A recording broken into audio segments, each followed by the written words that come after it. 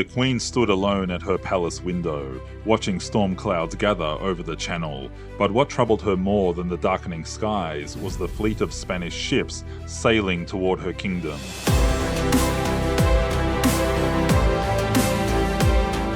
Hey, I'm Michael and welcome to Hoodie History. It's great to have you here. In this video, I'm exploring a key moment in history, the moment when Queen Elizabeth I faced the Spanish Armada, a confrontation that would determine England's fate, shape European power for centuries to come, and reveal the true mettle of the monarch known as the Virgin Queen.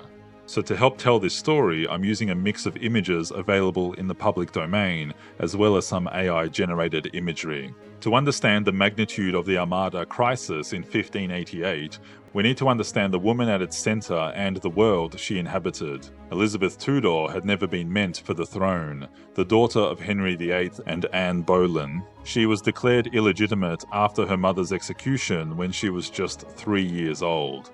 Her path to power was marked by danger, imprisoned in the Tower of London during her sister Mary's reign, suspected of treason, and widely considered too weak and female to rule effectively. When she became queen in 1558, at age 25, Elizabeth inherited a nation divided by religion, depleted in treasury, and vulnerable to the great powers of Europe. Meanwhile, Spain, ruled by Philip II, was the undisputed superpower of the age, controlling vast territories in the Americas, the Netherlands, Italy, and beyond. Elizabeth's England, by contrast, was a small island nation of perhaps 4 million people. Early in her reign, she navigated these dangerous waters through careful diplomacy and strategic ambiguity. She rejected marriage proposal after marriage proposal, including one from Philip himself, while cultivating the image of the Virgin Queen, married only to her country. But by the 1580s, the religious and political tensions of Europe had made conflict inevitable. Elizabeth had supported Dutch Protestants in their rebellion against Spanish rule. English sea dogs like Francis Drake raided Spanish treasure ships and colonies. The execution of Catholic Mary, Queen of Scots, in 1587, Elizabeth's cousin and, in Catholic eyes, the rightful Queen of England, provided the final provocation. Philip II, portraying himself as the defender of Catholicism, prepared what contemporaries called the Enterprise of England, a massive invasion force to depose Elizabeth, end Protestant rule, and bring England back to the Catholic fold. The Spanish Armada was the greatest naval force yet assembled in European history. 130 ships carrying 30,000 men, including 19,000 soldiers, meant to link up with Spanish forces in the Netherlands and invade England. Philip reportedly called it his Invincible Armada. Against this, Elizabeth could muster about 80 smaller vessels and an uncertain number of militia with questionable training. As reports reached London in July 1588 that the Armada had set sail, Elizabeth faced the greatest crisis of her 30-year reign. Inside the palace at Greenwich, Elizabeth's Privy Council debates strategy as the Queen listens. Some councillors urge caution, keep the navy in harbour, concentrate on defending the coast. Elizabeth, however, has not survived decades of plots, threats, and challenges by being timid. Despite conventional wisdom, she orders her Lord Admiral Charles Howard and Sir Francis Drake to take the fight to the Spanish at sea rather than waiting for the invasion to reach English shores. It's a gamble, but Elizabeth has prepared for this moment. For years, her principal secretary, Francis Walsingham, has run an extensive intelligence network throughout Europe. She knows the Armada's strengths and weaknesses. Working with her advisors, particularly Lord Burleigh, William Cecil, she has modernized England's navy, building faster, more maneuverable ships with longer-range guns. The Queen keeps a calm public face, but private accounts reveal her anxiety. She rises early and stays up late, demanding constant updates. Maps spread across tables show the English Channel, with markers representing the approaching Spanish fleet.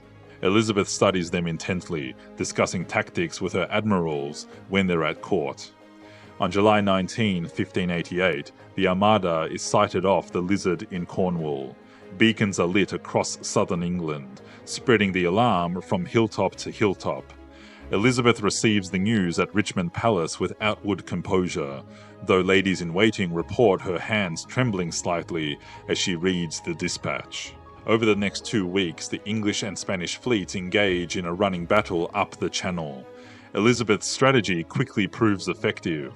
The English ships are faster and more maneuverable than the Spanish galleons.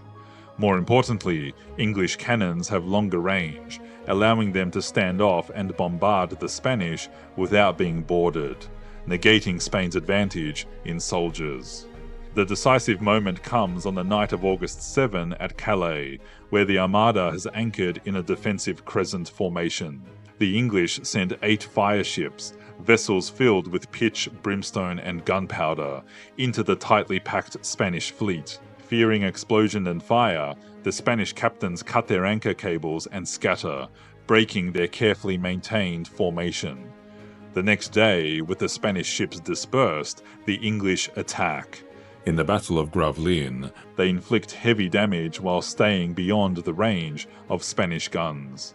With supplies running low and formations broken, the Spanish commander, the Duke of Medina Sidonia, makes a fateful decision. They will return to Spain by sailing north around Scotland and Ireland rather than fighting their way back through the Channel. As the Armada retreats northward, Elizabeth still fears a landing. Spanish forces in the Netherlands under the Duke of Parma might yet attempt an invasion. The Queen makes another momentous decision. She will rally her land forces personally.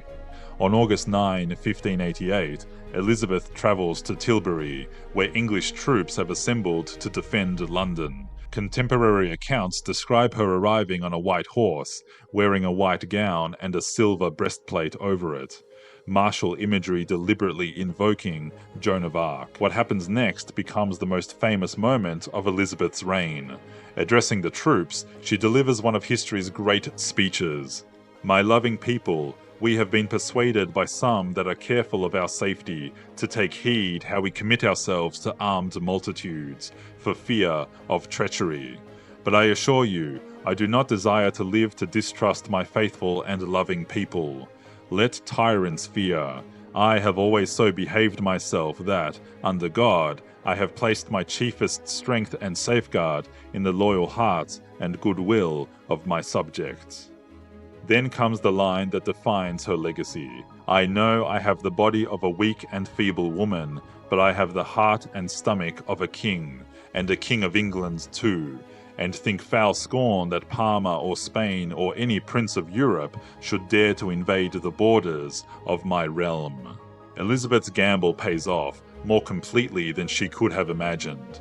As the Spanish fleet attempts to return home around Scotland and Ireland, it encounters devastating storms, what contemporaries would call the Protestant wind. Ships are driven onto rocky shores. Thousands of Spanish sailors and soldiers drown or are killed by locals upon reaching shore. Of the 130 ships that set sail, only about 60 make it back to Spain. When Elizabeth receives reports of the Spanish losses, she orders prayers of thanksgiving rather than celebration, saying she regretted the death of so many valiant men. Yet privately she understood the magnitude of what had occurred. The greatest power in Europe had thrown its full might against her island nation and failed. The defeat of the Spanish Armada transformed England and Elizabeth herself. What had been a second-tier power became a major naval force. The Elizabethan era entered its most glorious phase, with explorations, colonial ventures, and a flowering of culture that produced Shakespeare, Marlowe, and Spenser. For Elizabeth, the victory validated her entire approach to rule, her careful preparations, her decisive leadership when crisis came, and her ability to inspire her people. The woman once dismissed as a weak and feeble ruler had stared down the mightiest empire on earth. Philip II reportedly said, "I sent my ships to fight against men, not against the winds and waves of God." He would send more armadas in 1596 and 1597, but neither came close to threatening invasion. Elizabeth would rule for 15 more years after the Armada, dying in 1603 after a 45-year reign. At her death, England had been transformed from a fractious, religiously divided, economically struggling nation into a united power poised for global influence. What fascinates me about this moment is how perfectly it captures Elizabeth's entire approach to leadership. Throughout her reign, she turned perceived weaknesses into strengths. Her gender, seen as a disadvantage, became the foundation of her powerful symbolic identity as the Virgin Queen. Her small nation's vulnerability became the source of its innovative naval tactics. Her precarious position between Catholic and Protestant Europe became a sophisticated policy of strategic ambiguity. The woman who had once been declared a bastard and imprisoned in the Tower stood on the shores of Tilbury and defied the greatest military power of her age, and won. I'd love to hear your thoughts in the comments. What qualities made Elizabeth such an effective leader in crisis? How might history have been different if the Armada had succeeded? And what can modern leaders learn from the Queen who faced down an invasion with calm resolve? Thanks for joining me for this key moment in history. If you enjoyed the story, please hit the like button and subscribe to Hoodie History for more historical stories. I'm Michael, and I'll see you in the next one.